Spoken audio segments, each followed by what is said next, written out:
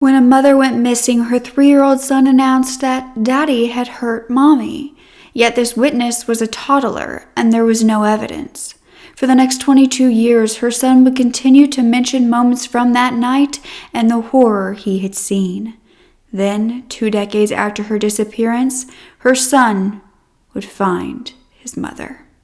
It turned out he had been telling the truth all along. You are such a genuine gem. Thank you for clicking on my video. I am Brooke Makenna, and today's case is one that was solved after 2 decades of her son, who was the only witness to her disappearance, explaining exactly what happened and nobody believing him. It is a story that could have been solved many years prior, and there is a lot of questions as far as the investigation back then and how come they were unable to find out what happened to Bonnie Haim much earlier.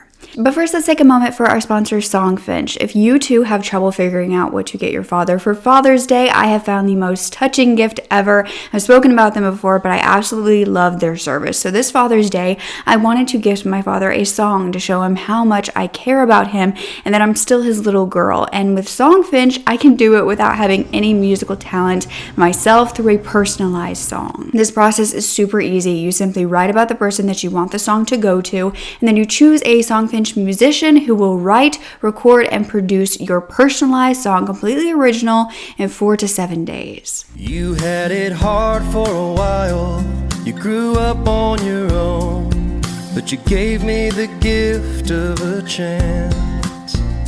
'Cause you broke that cycle, and I want you to know just how proud of you I am. So hop on there for a great Father's Day gift, and right now Songfinch is letting you upload your song to Spotify for free, which is usually a $50 charge, and you can listen to it all the time. So go to songfinch.com/Brooke and make your loved ones the best gift. And if you do record their reaction, go ahead and tag me and Songfinch so we can see it as well and see how surprised they are when they learn that this song is actually about them. Now let's get back to the story. So it was 1993 in Florida, and the Haim family lived in Jacksonville. This was 23-year-old Bonnie and her husband Michael. Together they had a 3-year-old son named Aaron. They worked at this construction company, which was actually a family business. Michael's aunt owned the business, and so Michael was a manager and Bonnie was in the office keeping the business accounts up to date and working on the business side of the company. So they had been married for 6 years at this point, and they lived on Dolphin Avenue in a single-story, 3-bedroom ranch home. But on January 7th, 1993, Bonnie did not show up for work. However, her husband Michael also didn't show up for his shift that day, but he had called in claiming to be sick and mentioning nothing about his wife. Now, the last footage of this mother came from a home video shot by her husband, Michael. This was of Bonnie and her son, Aaron, on Christmas morning opening presents. She looked very joyful, and now, only a few weeks later, she was gone. Now, it would be January 7th that the police were notified of this possible missing person, that something was wrong, but not by her husband. You see, Bonnie's purse would be located, and this was by a hotel worker at the Red Roof Inn whom had found it inside of a dumpster. This was 5 miles from the Haim home, and this still had Bonnie's credit cards, IDs, and hundreds of dollars of cash inside. So obviously they knew that this had not been a robbery with the cash still in the purse. But the hotel was also not far from the Jacksonville International Airport, causing concern that Bonnie had possibly left or had been taken out of the state and gone into the airport. When Bonnie's whereabouts from the night before were retraced, it was found that she had gotten home the night of the 6th around 7:30 p.m. from work. She was then going to head over to her boss's, who was also her friend and Michael's aunt, named Eve Ann's home, because they had to set up for a baby shower. One of their friends was having a baby. They were putting together this shower, however, she never made it. Now, her husband Michael would tell police that Bonnie and himself had fought the night of the 6th over marital issues, normal things, but that Bonnie had left the home around 11 p.m. on her own in her car. Michael reported that he had then called his own mother, Carol, to come over and watch Aaron because he was sleeping in his bedroom while he went out to look for his wife. He said that he was gone for around 45 minutes looking for Bonnie but was unable to locate her, so he went back home and he decided to wait there. Now, he did not call the police and instead called his employer to say he wouldn't be in, but did not mention or ask if Bonnie was there. Now, those who loved Bonnie said that this didn't make much sense. Bonnie would not just walk out on her son. She loved him far too much to do so. And so their boss and Michael's aunt, Eve Ann, went to help Michael and his father, who had gone to talk to the police at this point. Eve Ann thought it was very strange because Michael wasn't acting distraught or upset, but he did ask Eve Ann why Bonnie had so much money in her purse. He had, of course, been informed about the cash in her wallet, and he just wanted to know how she had gotten that money. Now, this will come into play a little later in the story when we learn a little bit more intimate details about their marriage. But while the investigation began, their 3-year-old son, Aaron, was spoken to by Child Protective Services, by a psychologist and social workers to find out if he had seen anything, what he knew, if he was okay psychologically. And even though he was practically a baby, he allegedly began to say things like, "Daddy hurt mommy," or "Daddy shot mommy," or "Daddy placed mommy in timeout, and my daddy couldn't wake her up." Even saying, "Mom's car is in the lake." He then drew a picture of his mother being shot in the stomach. Now, even with this possible witness of what happened to Bonnie, the investigators didn't necessarily have a credible witness in a child. However, they did begin to believe that there was some sort of domestic dispute between the couple and that Michael had killed his wife while his son watched. When both sides of the family, Michael's family and Bonnie's family, heard what Aaron, the 3-year-old son, had allegedly said and seen that night, neither of the family believed his account. In fact, Michael's family said that Aaron had been brainwashed by the different social workers or police into implicating his own father, that he wouldn't have said this on his own. So Michael was allowing investigators to search the home and take any possible evidence for testing, including his gun. And then, upon searching the airport inside and outside for signs of Bonnie that she had traveled, they would not locate her anywhere inside or anywhere on surveillance footage, but they would locate her champagne-colored Toyota Camry in the long-term parking lot. Now, with this not matching the statement that Aaron had said if Mom's car was in the lake, Bonnie's own parents began to give less credit to Aaron's stories as well. When the car was found, investigators immediately took it in as evidence, and they noticed that the driver's seat was pushed a bit farther back than Bonnie's size would need. A shoe print was also found on the driver's side floorboard that appeared to be a men's size shoe. The thread pattern in this shoe was actually so unique that they were able to find the exact type shoe, and then they ended up finding this kind of shoe in Michael's home. However, even Bonnie's own father said that there was a huge chance that Michael's footprint would be in his wife's car, that was a normal thing, and he did not think that this meant Michael had done anything. And so investigators did not know how to move forward at this point. There was no evidence that they had found in the car of a crime, of any sort of harm done to Bonnie, and Bonnie had not been found. At this point, a journalist had been informed about this story, and she worked for WGXT News, and so she went to the home of the Hames, and she wanted to speak to Michael and his mother Carol about that night. And so this was news anchor Mary Bear, and she went inside the home and sat down with Michael in the living room, and she claimed that Michael was very quiet, wouldn't look her in the eyes when he was talking to her, and then suddenly he called out for Aaron to come into the room and sit with him. He then began asking his 3-year-old son, "Where's mommy? Where's mommy?" And Aaron looked up at his dad and said, "She's not here." The news anchor Mary Bear said that something just wasn't right. She felt it in her gut during that interview. Then Bonnie's friends slowly started coming forward to say that Bonnie had planned on leaving her husband and taking her son with her. She had asked her friends to start keeping money for her, basically hiding it from her husband, explaining that she had tried to open a bank account, but Michael had found out about it and forced her to close it. They claimed that a few months prior to her vanishing, she had hidden around $1,250 with this friend.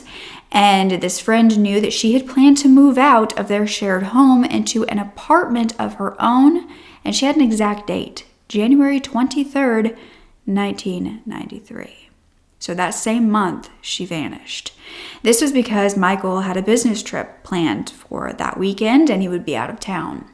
But just a few days prior to her disappearance, Bonnie had placed 2 deposits down on apartments in Orange Park. She had also enrolled Aaron in a new preschool. She was setting forth the motions to separate herself from her husband. Now, the story of a marriage on the rocks was corroborated by Bonnie's boss, Bonnie and Michael's boss, Michael's aunt, Eve Ann. She told police that Bonnie was supposed to come over that evening and help her with the baby shower. However, she called her to cancel. And Bonnie had told Eve Ann that her and her husband were discussing their marriage. She was crying on the phone. She was very emotional, and Eve Ann asked if she could call her back later. But Bonnie said that they would just talk to each other in the morning when they got to work. Eve Ann then gave some pretty bold statements to police, claiming that Michael was quite abusive to Bonnie, even at the office. Eve Ann said that one day they had a fight in the parking lot, and Bonnie came back in with her nails broken. She was crying, and she said that her husband had shut her hand in the door. Eve Ann then admitted that Bonnie was getting mail to the office instead of to her home, especially for the bank account that she was trying to keep from her husband. However, Michael found the mail at the office and shut it down completely. And so Eve Ann believed that her nephew had done something to Bonnie. But there was no evidence of a crime and nobody to prove that Bonnie was even harmed. And so for the next 6 years, no more information would come forward. The case went cold. Little Aaron would eventually be placed with Bonnie's sister, so his aunt, Liz. However, due to the possible conflict of interest, that she was still in the family, that maybe Michael could still see Aaron, he was placed in the foster system away from his entire family, but especially his father. During this time, Michael was rumored to move on to another woman and begin dating her within the year. But 3 years later, Aaron was still a very young boy. He was in the foster care system, and at 6 years old, his foster mother would ask a social worker to come and see what Aaron was drawing. She was very concerned about the pictures that he drew, the stories that he told, and together they would go over with Aaron what he had written down, what he had drawn, and some of his pages read, "I went with my dad to throw the gun out, and when my mom got shot, I was in the living room looking out the window. I was standing on my tippy toes. My dad took my mom's pocketbook with him in the car. I was in the front seat in my car seat. My dad killed my mom. Then he threw the pocketbook away in a different place, somewhere near our house in a dumpster. He buried my mom. We digged it, the hole." This same year, Aaron would ask his foster parents if they could all go searching for his mother. They said yes, of course, and without any sort of prompting, Aaron went into the garage, he found a shovel, and he was ready to go. He didn't know where to go from there, but he knew his mother was buried. Aaron allegedly slept with a brick underneath his pillow for years after his mother vanished, and when asked why he did so, he would say that he felt the need to protect himself if someone came for him in the middle of the night. In 1999, Bonnie was officially declared legally dead, with her husband still the prime suspect. That same year, Michael Haim's parental rights of Aaron were officially terminated, meaning that Aaron's foster parents could then adopt him. These were terminated due to the judge believing that Aaron was at risk of abuse because he was the only living witness to Bonnie's alleged murder. So foster parents Jeannie and Ronnie Frazier would then adopt Aaron, and they kept his first name, changed his last during the adoption process. It has been claimed that around 8th grade, Aaron then wrote a school essay about all of this, claiming that his grandparents had actually helped his father dispose of the body. From a very young age, Aaron was traumatized by this, and eventually Aaron and his adoptive mother would file a wrongful death lawsuit against Michael Haim, his biological father. This was in the early 2000s, and in 2004, a civil court judge ruled that Michael Haim was liable in Bonnie Haim's death. So, in 2015, when Aaron was a teen, he would win a $25 million settlement. Now, this settlement allowed Aaron to receive ownership of the home that his parents had owned when he was a child, the home that his mother had vanished from. At that point, Michael was no longer living there. In fact, he was renting it to other people. Now, as Aaron got older, he began to lose the memories of what happened. He began to deal with depression and suicidal thoughts at 16 years old, and he explained that when life got hard, he had this burning desire to resolve where his mom was buried. He would drive around with a shovel in the back, and in fact, he had driven down a dirt road in the banks of Nassau River when he was 18, believing he would find her there. Little did he know that 7 years later, he would be the one to find her, at almost the same age as his mother was when she vanished. Now, Aaron grew up in this adoptive family, this normal household, but when he was in his 20s, he would decide to renovate that childhood home that he had obtained. And so in December of 2014, Aaron and his brother-in-law had gone to this home. They started in the backyard. They began breaking down the swimming pool with the excavator, and they were going to completely remove it. Now, the excavator would actually end up hitting a large slab nearby. It was used for an outdoor shower back there, and it cracked, causing a leak. So Aaron began to break it into smaller pieces with a sledgehammer for easier cleanup. And upon breaking it apart and seeing the dirt underneath, a plastic bag could be seen emerging from the dirt. As he pulled it out, he would see what appeared to be a coconut. He showed it to his brother-in-law, asking why somebody would bury a coconut in a bag. And upon closer inspection, there was more inside that bag. It appeared to be teeth. This was a badly decomposed skull. Aaron immediately knew that that was his mother. He didn't want the media attention that would come from calling 911, so in shock, he actually had one of the construction workers who were there call a friend who happened to be a police officer to come to the scene, and Aaron then called the original detective on this case from 1993 to come and help him as well. He then left a message for his psychologist saying, "I think I might have found my mom."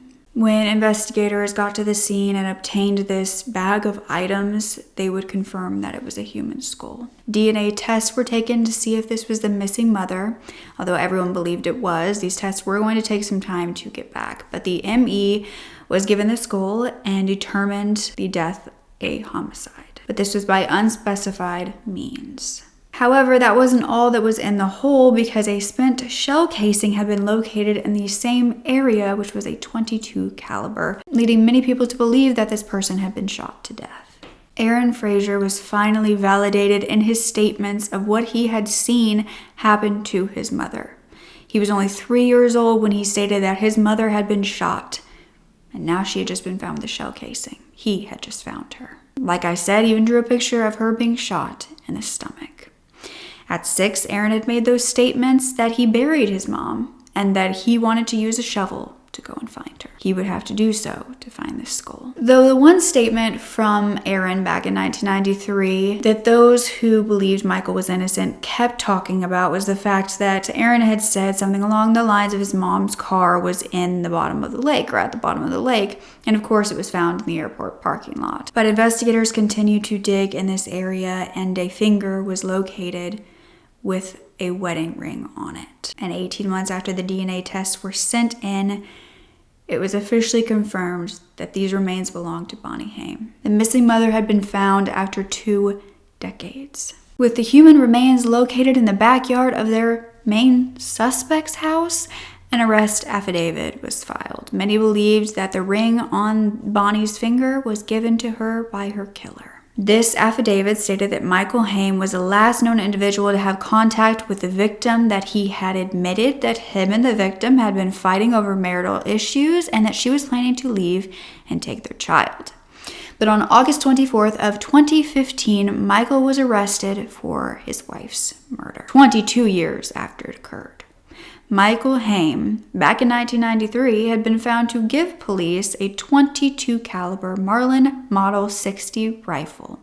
It had been taken into evidence and later given back to him. But during the time of his arrest, he was a 52-year-old man living in North Carolina with his new second wife. He would make bail after 4 months and was released until the trial. This meant that he essentially was released for the next 4 years, living as a free man due to all the delays in the trial. In fact, a year after Michael's arrest in 2016, when he was a free man, Aaron went to a restaurant for dinner when he came in contact with his biological father and suspected murderer of his biological mother. Aaron was telling the attorneys as they tried to get ready for the trial that even when he married his wife 10 years ago, she knew that they weren't going to do much talking about his past. He did not feel comfortable doing so. Nobody believed him at 3 years old. Nobody believed him through the years, so he didn't know why he would keep talking about it.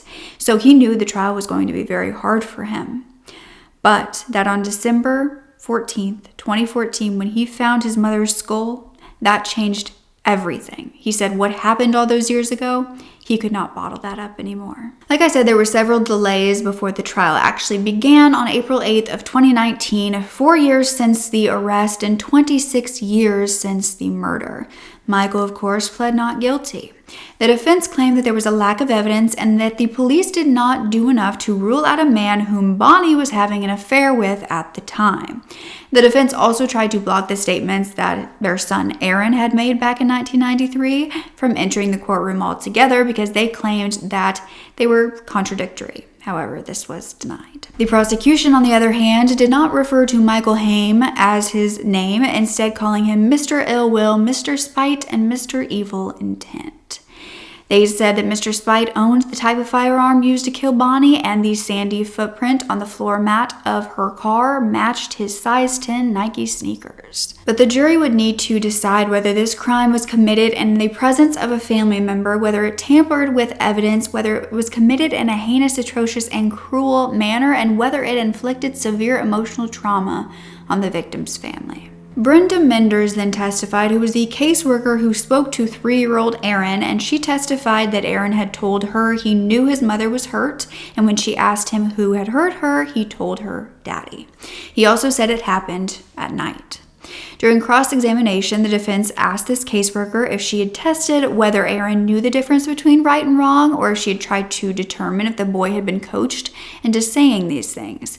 She said she did not, due to his young age, because she was just trying to gather as many facts as she could, and he was giving her a lot. Now, 2 jailhouse informants then testified, Terrence and Kayshawn, saying that they had met Michael while he was in jail and that he had confessed to him that the night of the crime he was upset. He accused his wife of having an affair, then beat the out of her, and then confessed to strangling her and burying her in the backyard. One of the inmates said that although he was a 300-pound man, he feared for his safety when he was in a cell with Michael Haim. Though the defense would then go into this long bout about the informants' arrest records and their histories of not telling the truth, which is often found in the case of inmate informants. Now, detectives who worked the case back in 1993, they were grilled on the stand about why they didn't find Bonnie's remains back then in the backyard of her home.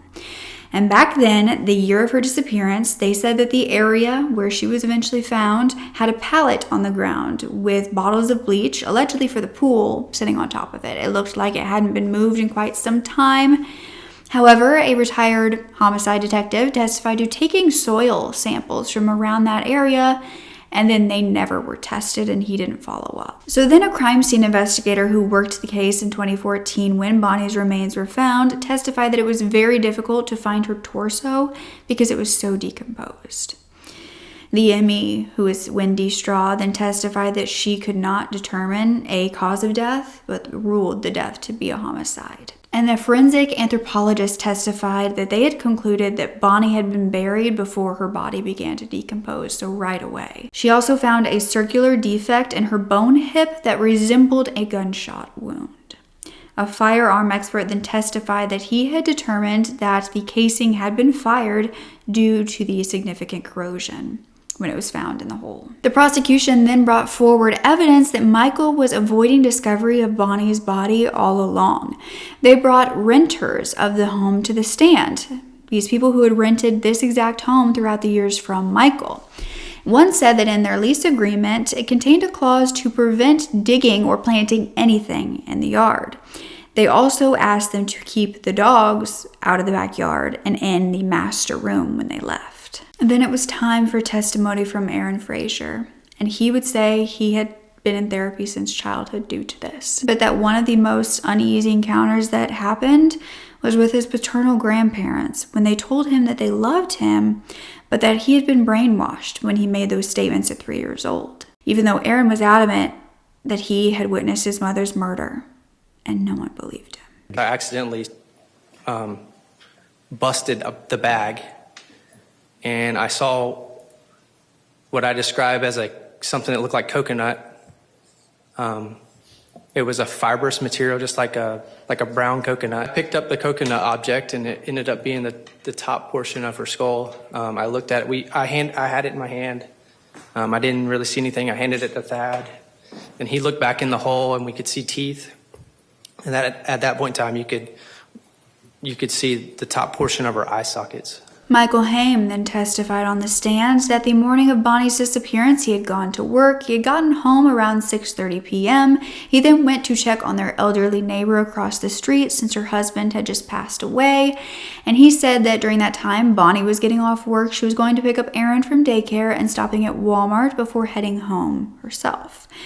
He said that when Bonnie got home, he went out, he helped her get the groceries and get Aaron inside, and then they gave him a bath and put him to bed. He said that Bonnie then called Evan to tell her it was too late, she wasn't going to come, but he said that she was not upset during this phone call at all, even though Evan had said she was crying. Michael was talking about how Bonnie was unhappy for a few months prior to all of this. She was not her bubbly self, and Michael said that that night he wanted to know why she was so unhappy. He claimed that he had even once gone to Bonnie's mother to try to figure it out. But Michael also spoke about a man named Kurt Joliker, who he alleged had been coming around them much more often around that time, a few months prior to her disappearance, and that he believed Bonnie was having an affair with. Michael said that that night Bonnie painted her nails and was sewing a baby blanket, and they were talking about marriage, but it wasn't really going anywhere, and so Bonnie went to her bedroom, and Michael continued to watch TV. Then Michael said that Bonnie just walked past him and out the door into her car and drove away. He said he thought she was going to her mother's home. So he called his mother over, he went out searching, but he didn't find Bonnie at her mother's home or around the neighborhood, so he decided to go home and talk with his mother about it for a while. He said he was up all night and then called right when the office opened at 7 a.m. to tell one of his coworkers that he was not going to make it that day. Now, he claimed he didn't call in sick, that he didn't even explain why he wasn't going to be there, that he didn't need to because he was the manager. He did say, however, he was having sinus issues that day and didn't feel like his normal self, but he didn't mention this to anyone when he called. He also didn't mention Bonnie during that call either, and he admitted this because he said that her shift didn't start until 8 or 9, so he was going to wait to call until then to see if she needed to be called out sick or if she was in the office. During that period of time, did you have occasion to go on search parties looking for Bonnie? I did. And who would you go those parties with? Search parties? My father and I believe Bob Pacito, and a few times with an investigator, but I don't remember the investigator's name. And did you distribute flyers as well? Yes.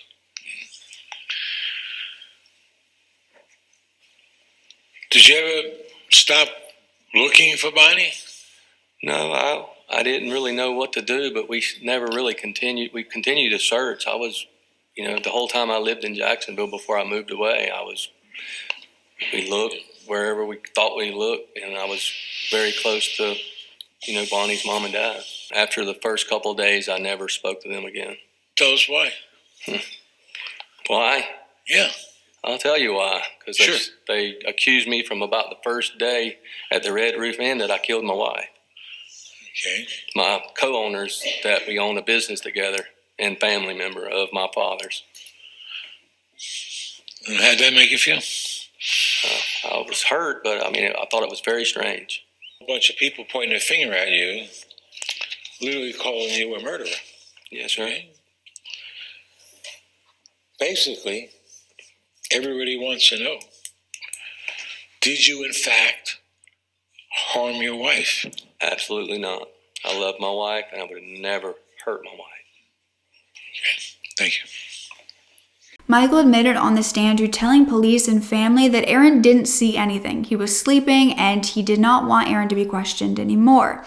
He said this was because he had agreed to a 45-minute interview with Aaron and it ended up lasting all day. But when Michael spoke about being arrested 22 years later, he said he was told of the remains that were found under the pool, but he said that the pool was already there when they had moved in and he didn't know what they were talking about. The prosecution then grilled Michael about Bonnie's life insurance policy, and he admitted that he had collected her policy after she was declared dead. You did cash in the life insurance policy for Bonnie, right? Yes. Okay, and you did that believing she was dead, right? Someone declared her dead. I don't know who did that. And you cashed in on that, didn't you? Yes.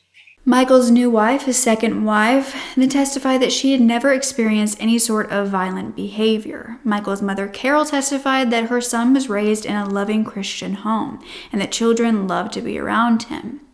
His second wife then asked the judge to pray before making the decision, saying Michael is a Christian, he loves Jesus very much. But Bonnie's sister Liz then made an impact statement saying that after the disappearance of her sister, it completely split up the entire family, and that when she was given temporary custody of Aaron, Michael then convinced her parents, so Bonnie's parents, that she was the evil person taking Aaron away from Michael. She said that her parents turned against her, and so she lost not only her sister, but her parents in the same week. She stated, I had to build brick walls around my heart and I couldn't mourn them. I had to stay strong for Aaron and my children. I couldn't say or do anything that would have the appearance of leading Aaron's testimony. I was only 26 years old, alone, and terrified that Michael would fatally hurt someone else in my family. Liz said that she wanted a sentence of 26 years for the years that Michael had been free after killing his wife. Bonnie's son, Aaron, then told the judge that he didn't know what a fair sentence would be, but that every day that Michael was a free man, he lived in fear. Feared that Michael would come for him. Aaron said, I was the only person on the planet that had the knowledge of what he had done and could stand in the way of his liberty. Aaron then asked for Michael to get a sentence that would ensure that they could not ever run into him again, and most importantly, that his family doesn't ever have to worry about him harming any member of them ever again. He said he wanted everyone to feel safe, and the only way they could achieve that is for him to get life in prison. And during this entire trial, Michael Haim was said to stare straight ahead and display zero emotion. When he was on the stand, he was described as cool, calm, and collected. So the jury went on to deliberate, and only 90 minutes later, the jury found that the crime was not committed in a cruel, atrocious, heinous manner, but 3 aggravating factors were present. The crime was committed in the presence of a family member, the crime included tampering with evidence, and the crime inflicted severe physical or emotional trauma. So Michael Haim was found guilty of second-degree murder. Aaron would then talk to the courtroom about the impact that all of this has had on him. People have repeatedly asked me how I feel. Isn't it great that Michael was found guilty? That's not at all how I feel. My mother is still dead. I am forever scarred. Scarred by the trauma of witnessing her murder and the subsequent abuse. At my therapist's office, I would line up dolls in the window of a dollhouse. When Laura would ask, what do they see? My response, they didn't see nothing. I spent many years sleeping with a brick under my pillow, feeling the need to protect myself if someone came in the middle of the night. Then and now, I wake up throughout the night thinking I hear something or someone. Then journalist Mary Bear, who had interviewed Michael Haim all those years ago back in 1993 when he had brought his son into the interview, talked to Aaron all these years later. The last time I sat down with you, you were 3.5. Yes, ma'am. And we thought your mom was missing. And it turned out she really wasn't missing. Are there any recollections that stand out to you from then? No, ma'am. I have no memory of her, no memory of him prior to coming to court. 2 weeks prior, we removed some bricks that were on top of the concrete slab she was under. And I told Gene Frazier, my adopted parents then, that I thought if she was anywhere in the yard, it would be there. And then 2 weeks later, when we were demoing the pool and we run the excavator over to concrete and I began to remove it and break the water pipe, there's no thought in my head that she's here. Like, I'm not digging to look for her. when I found the plastic bag and her skeleton, like it wasn't, this is her. I wasn't actively doing it, maybe, but I'm not sure. You know, even through this whole process, there was, you know, part of me that says, why are we going through this if he's not going to be found guilty? Why would the whole family be just tormented again? So I felt like God had his hand on this the whole time. Aaron, I knew that she didn't leave you. I remember coming back to the newsroom and telling Tom Wells that she didn't leave him. There's no way she left that little boy. I just want you to know that. Yes, ma'am. Then Michael appealed his conviction in 2021, which was denied. And then in 2023, new attorneys for Michael filed a motion for a new trial due to ineffective counsel during the first trial. They said that the statements that Aaron made at 3 years old were hearsay due to him having no memory of saying this and that they shouldn't have been allowed. They also argued that those lawyers failed to present a ballistics report on the bullet fragments found near Bonnie's remains. And they also failed to bring in experts on child development and how that would have played a factor in Aaron's statements. Now, this appeal has yet to be decided. But do you believe that Michael Haim planned the murder for that night? Or was this an argument turned deadly? Did he figure out what Bonnie was doing and from that moment on had plotted to not let her leave? Was it really just in the heat of the moment they got into this fight? Bonnie maybe admitted to him that she was done and he couldn't accept that? The whole thing is heartbreaking to me that Aaron had to live so many years of his life knowing what had happened, having this memory, even as it started to fade. He had this feeling that his mother was buried and that he needed to find her, that he knew where she was. And he had been right about most of the statements he had made at 3 years old. It is a hard decision to make whether to take these statements as credible when they come from a toddler. It just makes me wonder why that backyard wasn't thoroughly searched as this 3-year-old continued to say, Daddy did it. Daddy hurt Mommy.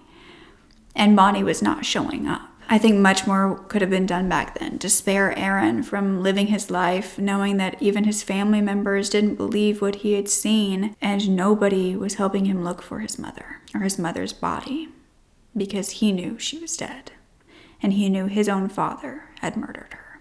I'm sending so much love and strength to Aaron, and I truly apologize on behalf of all of the people who refused to believe your story. And I'm so sorry that you had to be the one to find your mother. But I hope you find peace in that. Maybe that was your mom having a hand in getting you closure and getting a monster locked up. That she guided you to that area and was waiting all those years so that you, as her son, could be the hero in this story to solve her case. And that to me is a beautiful thought. I hope that that sticks with you, Aaron, if you are by any chance watching this. So please give him some words of encouragement down below. And I think we need to be more aware of how perceptive children are, how smart they are, whether it is being a witness or whether it is being the killer, as we've covered many different killer kids on this channel. They're much more aware than we give them credit for.